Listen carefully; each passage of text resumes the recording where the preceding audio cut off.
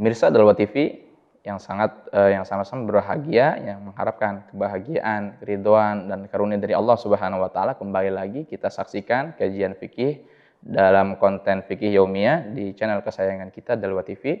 Kita akan sambung kajian kita pada kali ini tentang aghradun nikah. Apa aghrad itu? Jamak dari gharad. Kata bahasa Indonesianya itu adalah tujuan ya. Tujuan atau orientasi. Bahasanya orientasi, kita ini menikah untuk apa? Yang pertama, ada setidaknya 3 tujuan yang disebutkan oleh Syekh Khatib Asy-Syarbini di dalam Syarah Minhaj. Beliau menyatakan tujuan-tujuan nikah yang pertama adalah hifdzun nasl. Hifdzun nasl. Kita itu menjaga keturunan, ya. Kita itu menjaga keturunan karena Nabi SAW pernah bersabda, tazawwajul waludal wadud. Duhai umatku, nikahilah perempuan yang al-walud. Apa al-walud itu? Yang subur, rahimnya subur, bisa menghasilkan banyak keturunan bagi kalian. Wal wadud, al-wadud yang mencintai kalian. Ini 2 perempuan ini ya. Sedikit mukadimah sebelum kita akan bahas memasuki kriteria perempuan-perempuan apa yang mesti kita cari, yang mesti kita jadikan sebagai istri kita, ibu daripada anak-anak kita. Al-wadud, al-walud. Ini 2 poin ini. Al-walud yang subur rahimnya, yang bisa menghasilkan banyak keturunan bagi kita. Yang kedua adalah al-wadud yang mencintai kita. Makanya kalau nikah sama orang yang harus kita cintai. Pertama kita cintai dan dia mencintai kita. Jadi harus ada keseimbangan antara 2 belah pihak. Pihaknya laki-laki, pihaknya perempuan. Oke, saya pernah mendengar satu pesan atau ceramah daripada salah satu ulama di Indonesia, negeri kita NKRI ini. Beliau adalah Profesor Dr. Quraisy Shihab. Pada waktu itu beliau pernah memberikan satu pidatonya di perkumpulan atau reuni alumni Al-Azhar, karena beliau adalah lulusan Al-Azhar Mesir. Di Mesir waktu itu beliau menyampaikan dengan pidato berbahasa Arab, ada 3 perkara yang mesti seorang laki-laki atau calon suami itu berbeda dengan calon istrinya. Salah satunya harus sama ya. 3 perkara yang harus sama. Pertama, harus sama-sama mencintai. Kita memilih pasangan itu harus kita cinta dengan perempuan itu dan perempuan itu juga cinta kepada kita. Mesti itu. Teman, kalau dijodohkan gimana Ustadz? Kalau dijodohkan kadang-kadang kan kita dipaksa sama orang tua. Misalkan ya kita pilihan kita A, kemudian orang tua memilihkan kita B. Yang kita ini kurang senang. Nah, nanti kita bangun. Kecintaan itu bisa dibangun kok. Yang namanya mawaddah itu ya, saling peduli, saling cinta itu bisa dibangun. Makanya kita pelajari bagaimana cara membangun cinta mawaddah di dalam rumah tangga. Jadi cinta itu bukan hawa nafsu. Ya, kita senang dengan perempuan, kadang-kadang lihat fisik itu hawa nafsu.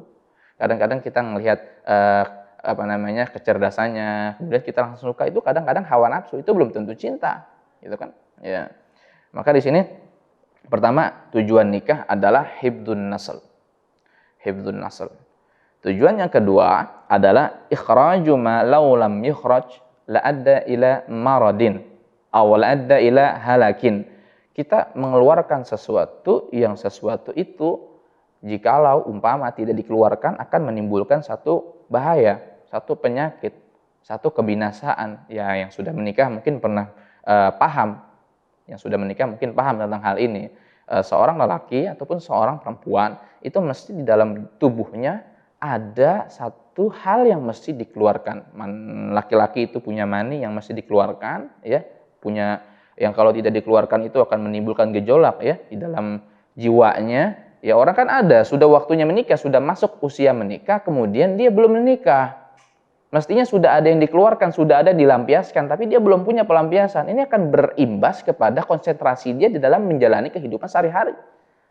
Belajar, yang kalau misalkan belajar ya, orang-orang yang mondok di pondok pesantren atau yang kuliah-kuliah gitu kan, usianya sudah usia nikah, berapa? Usia 27, usia 28, sampai 30, sudah waktunya nikah, tapi belum nikah dia.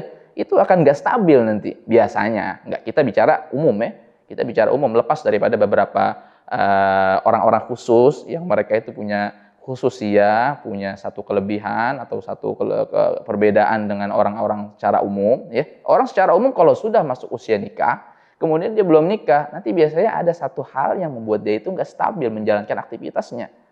Nah, seperti itu. Maka di sini dikatakan ikhraju ma law lam yukhraj la adda ila maradin. Mengeluarkan sesuatu yang tatkala sesuatu itu tidak dikeluarkan, maka akan menimbulkan gejolak yang tidak baik, gitu kan. Kalau laki-laki tadi misalkan mani, kalau perempuan ya mohon maaf ya, mani kita sampaikan karena fikih itu berbicara tentang gamblang, ya, apa yang harus dipahami disampaikan dengan sedetail mungkin. Bahasanya ya sudah seperti ini, bahasa syariat. Bukannya dikatakan bahasa jorok, mani sudah bahasa syariat. Nah, kemudian yang kedua, kayak seperempuan tadi, misalkan ada yang perempuan juga punya mani, ya, perempuan juga punya sebuah cairan yang kalau gejolak syahwatnya muncul nanti akan keluar cairan itu, ya sama, ya. Pasti ada pelampiasan dan Allah Subhanahu wa taala sudah menjadikan adanya solusi bagaimana timbul gejolak itu, lampiasannya kemana? Ya sudah, ini pernikahan. Jangan ditunda-tunda. Kemudian yang ketiga adalah at-tamattu. Tamattu apa? Tamattu itu senang-senang. Tamattu itu adalah menikmati, ya.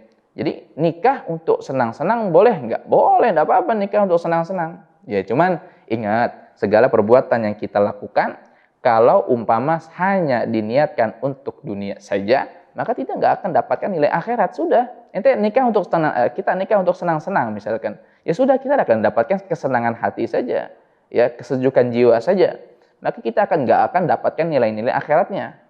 Jadi perlu diperhatikan, segala sesuatu yang kita senangi mesti nanti dibarengi, didampingi dengan niat-niat kebaikan akhirat, mengharap ridha Allah.